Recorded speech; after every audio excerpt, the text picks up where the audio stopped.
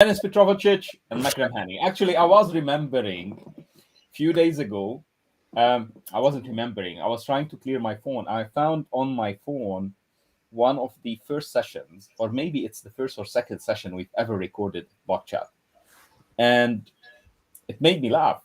Now, when you look, and it's not so far away. Yeah, it's not so far away in the history. It's not 20 years ago. It's just 2.5 years ago, probably, and it's amazing how much changed, how much changed in our business, how much changed in the ecosystem, how much changed in everything from our screen to our recording. I still look as bad as I looked at that time, but everything else has improved, hopefully. Um, there's very little hope that I do improve. Dennis, how are you? Doing good, doing well. Doing well? Yes, Had yes. a week? Sorry. Had a good week? I had a really good week. It's like whenever you are away from certain commitments with in conferences, when you're traveling and doing business at the same time, there's a lot of things to catch up, um, business wise, but as well, family wise, and kind Give of me a break. Your family enjoys having you away, so they get a break off you. So probably Yuri and Dennis, probably true. Yeah, probably at true. least this is what happens with me. I'm not sure about you. Maybe he has a better, more pleasant nature, so his family doesn't want him away. So um, Dennis and Yuri were at Munich in Expo Real, Yeah. and it's not our first time there. But yeah, that was two Obviously, weeks ago, right? But yeah, you know, yeah, yeah, and time passes, it flies. Yeah, and exactly. it's and things do happen, and much is happening, guys. I feel that day after day this has taken over our lives, and although I have many other things to do, but still it drags me out of whatever I'm doing because it's exciting and it's fun. And today we're talking about something, Dennis, that is pretty exciting. Yeah, exciting at a different level.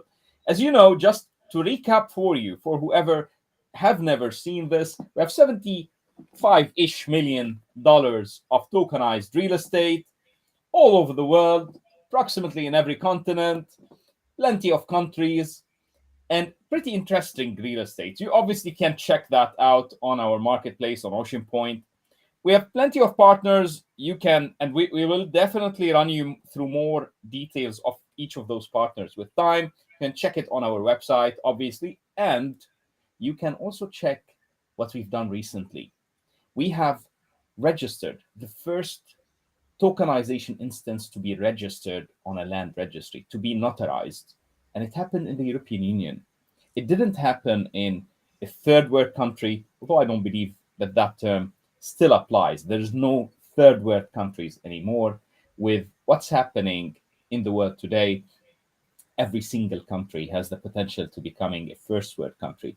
Yet this happened in a very established ecosystem, in a very established legislative system where processes are clear and have lived for hundreds of years. European Union happened in Slovenia, in Ljubljana, and this can be copied and replicated everywhere. And we were the first to do it. We were very proud that we've done it. We've opened the route to ourselves, our community, and everyone else to do it. But we've also opened the route to everyone else to do it. And this is what we hope to do. In our business, in our industry today, there's no competition. Um, we are all competing to all together exist and go mainstream. So we are competing towards the same goal alongside each other rather than against each other. Do you feel the same? Yeah, Dennis? Yeah, definitely. It's something that I've been saying since the very beginning of Blocksquare. We need to kind of, the market is huge, and the biggest opponent for us, it's not the competition, it's the lack of understanding by the establishment. So it's not about us trying to be better than another company, but rather joining forces, trying to achieve something together, putting a message through, and obviously tackling the market in different ways, with different strategies, with different teams, with different approaches. That's perfectly fine. But I always compare this to e-commerce, and 30 years ago, very few players, and everybody was skeptic on paying online or ordering something online, disclosing their home address via an online form, even not even talking about PayPal times. And now it's pretty common to shop online. It's actually It's not much common more. not to shop online, actually. Exactly. I just bought a pair of running shoes, um, and obviously I ordered them online. The only thing I did is I said to deliver it. There was an option to deliver them to a store that's really nearby where I live, so I could go and try them on. But but essentially, it's like that's how you go and shop for something.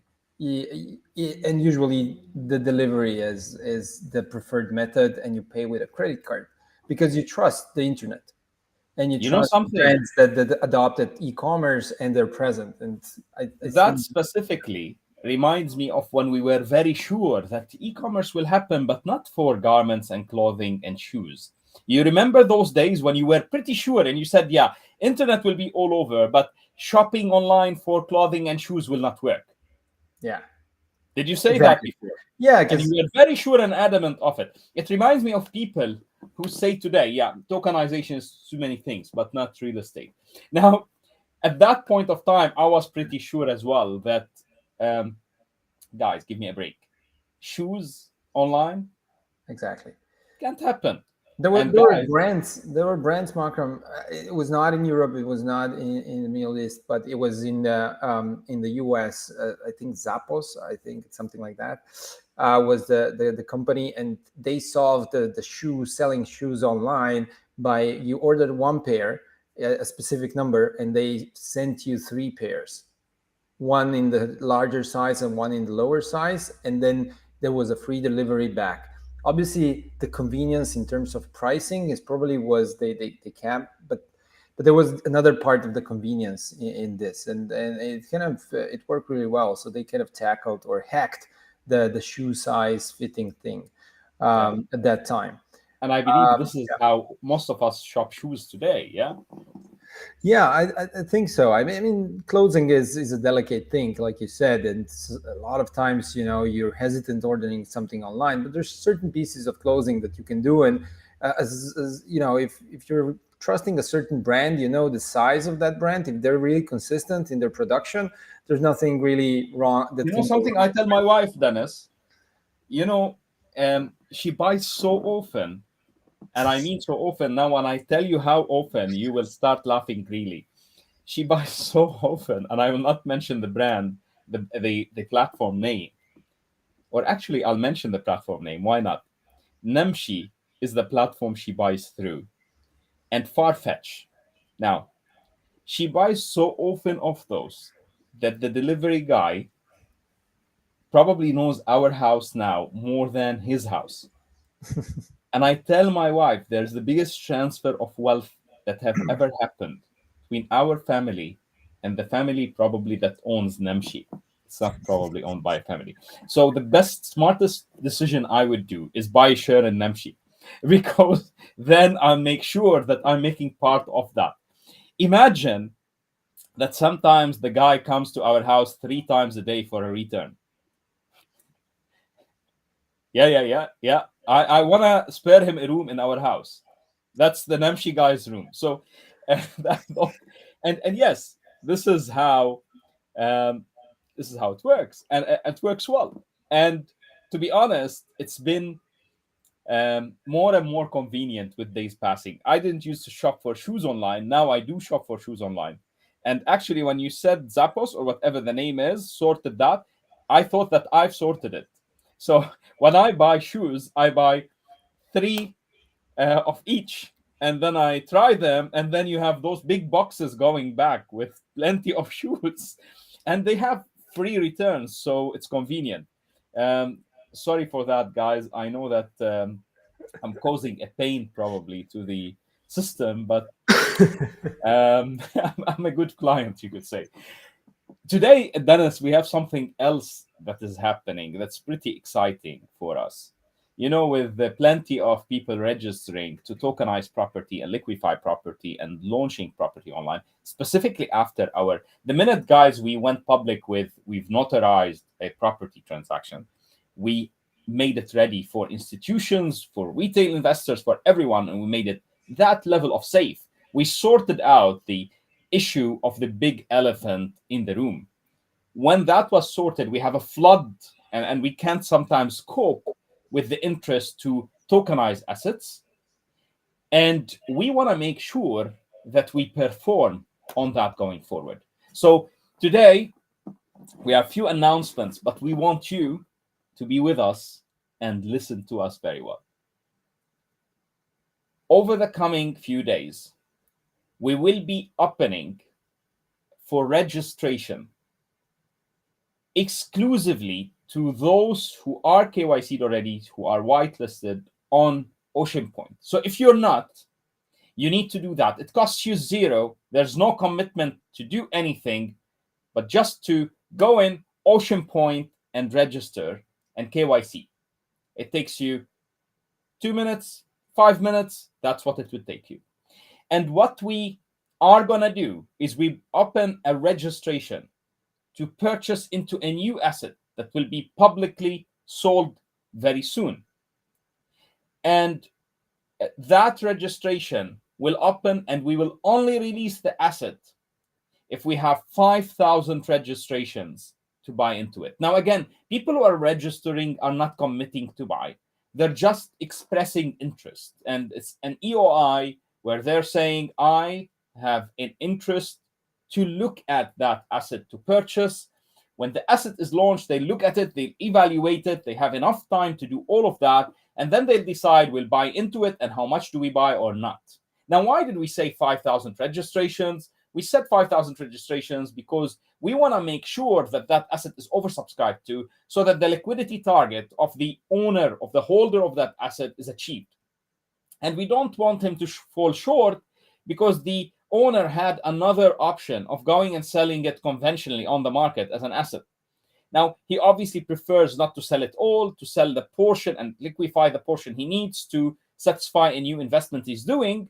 However, he will be interested to sell this much. If we sell short of that, we are actually getting him back to square zero. So that's why we don't want it. And as per the ratios we see, if we get 5,000 subscriptions, we're oversubscribed and we'll definitely sell that part. Again, there's no guarantees to the owner, and there's no commitment from the registered clients.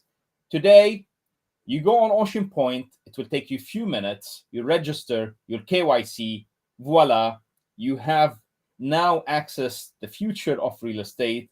You'll go on our platform, check out our marketplace. Again, you will see something that's pretty interesting. Denis, today we have an asset that has been launched a few weeks ago, yeah? And that asset that has been launched a few weeks ago, some of which, and it's very small offering volume-wise, but some of it is being offered on the secondary market as a trade, yeah, as a resale, isn't it? This is this is the QR code, by the way, to sign up for Oceanpoint. Go on to this QR code, sign up for Oceanpoint, get registered, get there today, and wait for it to happen. Or while you're waiting, enjoy running through our platform so that you can know more about what have we tokenized all over the world. Have we been working or playing over the past year or two or three? And where are we going today? But can you also pull for us, Denis, if you don't mind, the asset that is being sold, and tell us more about the properties that the sales, the offerings that are on the market today? And I believe there's a premium on that. Yeah, what's the premium currently? Yeah, I mean, like you said, we've tokenized a lot of properties, so which means, us and as well our partners, I think we've reached something like almost 80 million so far of tokenized real estate in different markets, which is quite amazing. And most of these owners are taking kind of I would say, the the opportunity of staking. Why? Because they want to become part of our ecosystem, and they see this as a way of contributing to the ecosystem and learning how tokenization of real estate actually works, what the process is, and so one part of these owners are now being invited to to kind of see if putting tokens of their properties on the marketplace is something that's interesting for them. And at the same time, we're getting also interest from other people who haven't tokenized and maybe are not so much DeFi oriented, and they see tokenization as a way to kind of get other investors into their deal, and be able to extract some liquidity out of that deal. So this is essentially what you were saying here. In regards to the properties that are available, currently, besides the first ever tokenized property, that has also been the property that we've recently registered within the land registry with the notarization, is the second property is this co-living house for essentially for students in Ljubljana. There's 40,000 students every year that go into studying in Ljubljana. About 7,000 of those are foreigners, and the rest is Slovenian, but they might not live in Ljubljana. So a big portion of that is from other towns around the country, and there's a big shortage in student living. So this house is host to 32 tenants, fully leased out, fifth year right now of its business operation, and this year is going to produce a gross income of, I think, 125,000, and a net let's say net profit out of this of around 70,000 euros.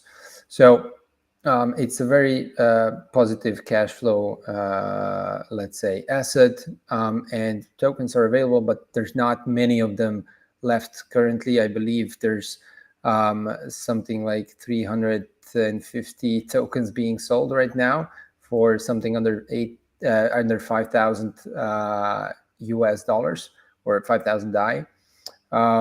So yeah, anybody wants to look at it is invited to basically do a register account and check it out and see for themselves.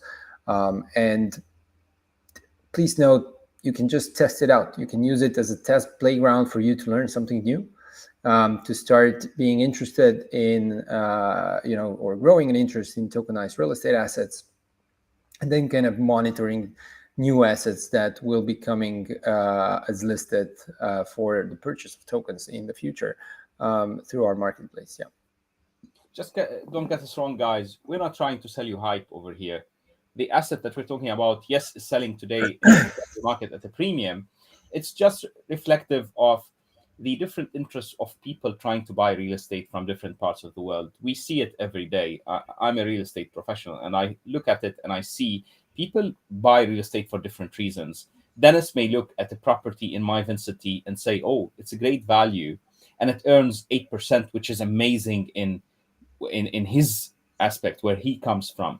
This property is earning great today to too many people everywhere in the world, and those people may be interested, and the reflection of a higher price on the offer is a reflection of a lower cap rate, where they're happy to buy that property rather than with a cap of 10, it can be, or 8, it can be 7 or 6 and 6.5, and they're happy with that lower percentage return, and that lower percentage return reflects to them a sufficient enough percentage return. And again, it generally, it doesn't have every time to reflect that, but it generally reflects how good valued is the asset, how well positioned, and the type of asset. I believe the right chosen asset to be one of the first assets to be publicly available for a sale.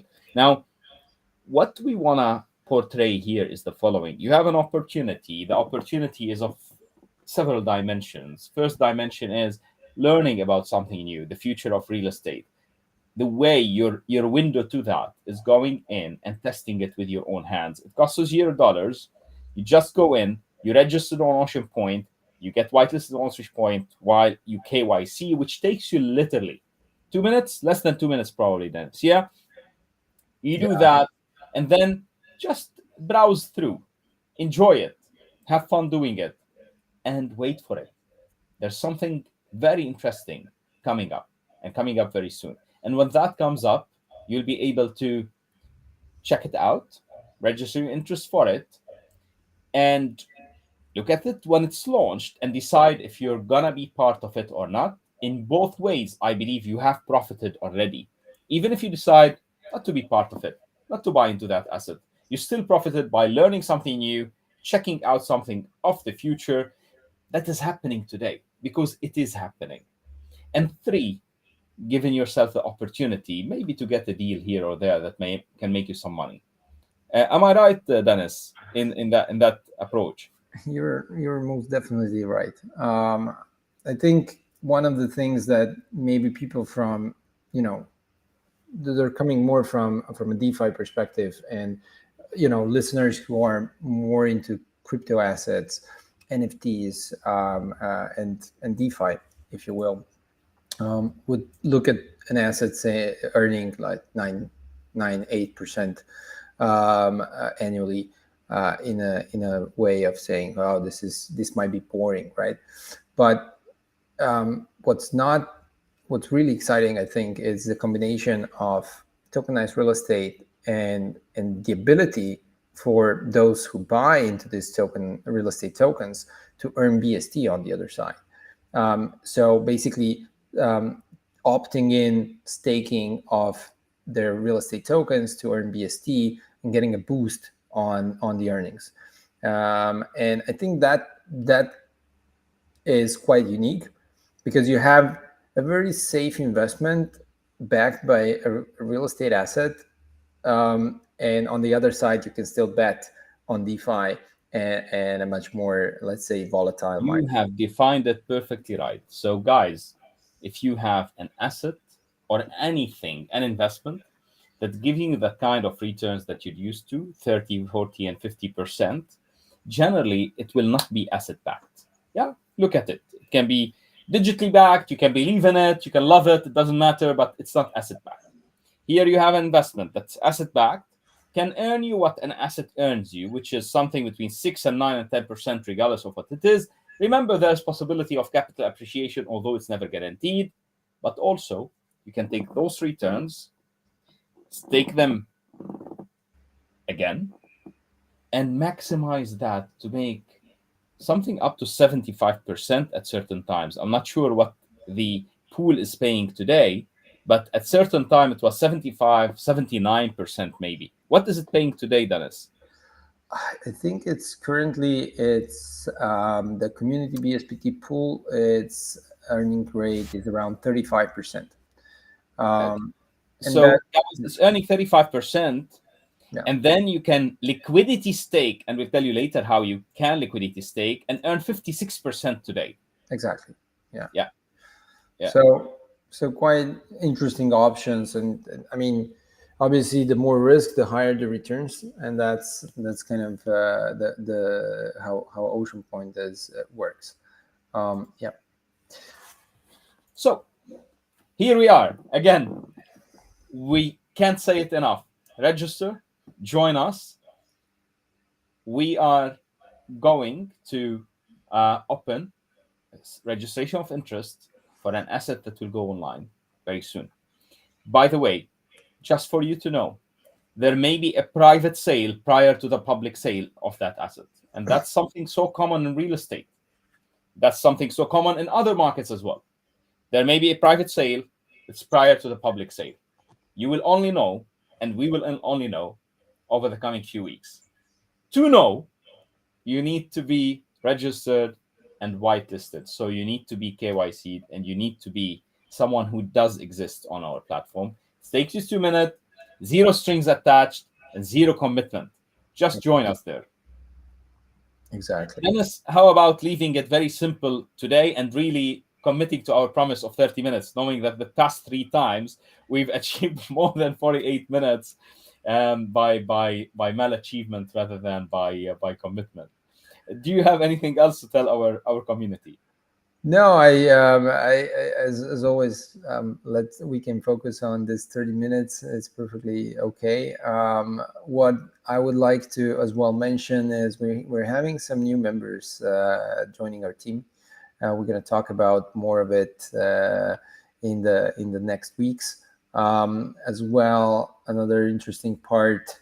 Well, we're getting much closer to the launch of VO5 Oceanpoint with marketplace pools, and I think that's going to be very interesting for our community and give additional utility to stake BST on one side, and on the other side, give our marketplace operators an ability to kind of crowd crowdsource commitment to their software license, and be able to kind of have the ecosystem support their marketplace initiatives and projects.